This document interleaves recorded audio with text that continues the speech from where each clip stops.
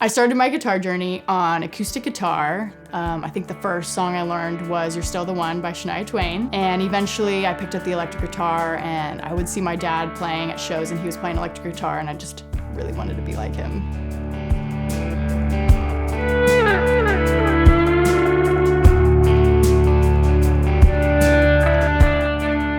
The kind of music that I create is probably in the world of pop, rock, a little country, maybe some Americana thrown in there. When I'm creating, I usually am playing for other artists, to be honest. So usually my friends will send me a song and they want me to like throw guitar tracks on it. And I think the most inspiring thing is just hearing an incredible song and just being like, okay, I want to help flesh out this production with what I do. That to me is like exhilarating. When I'm writing on guitar, I definitely focus on melody. I'm always hearing melody first and foremost. And I think that's because when I started writing songs, I started writing like singer-songwriter songs, like from like singing and with lyrics and all that. So yeah, I'm not super riff-based, but I'm all about that melody. I want to be able to sing something, you know?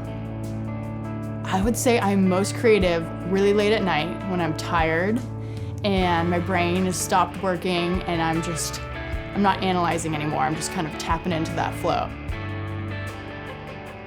A typical day in my life is pretty varied. Sometimes I'm in my room practicing, learning songs.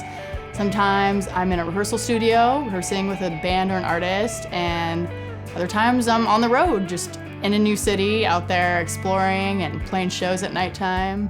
I think through my music and through what I do as a guitarist on stage, I really hope to inspire people, to help inspire young people to play, and just let people know that they can do whatever they want to do, you know? Follow their dreams, follow their path.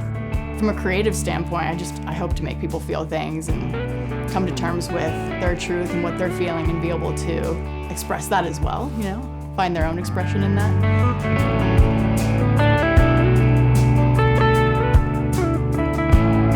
First thought when I saw the H620 was that this is a rad amp. This looks so cool. It was my favorite color, so I gotta love it. My favorite feature about the H620, I really think, is the gain knob on it. Being able to dial in my drive right on the amp, I think is so helpful because if I'm recording in the studio, I tend to not use drive pedals, and I love being able to just use the gain from the amp. When I saw this amp had an attenuator, I was pretty stoked. I hate having an amp that I can't actually practice with at home and have the same tone that I'm gonna have when I actually play live. So I feel like I can dial in my sounds at home using the 1 watt or the 0.1 watt setting and have them be really similar to if I was to use the 20 watt setting live. I love that this amp has reverb. Not every amp does, but you know, it's always good to have that in case you need it, in case it's not on your pedal board. And I love that there's also tremolo. It's a great sounding tremolo, it's killer, and there's a presence knob. Not every amp has that as well. I think my overall impression was just like, this is such a versatile amp. It has great clean tones, it has great driven tones, and I could just like use it anywhere. I love it.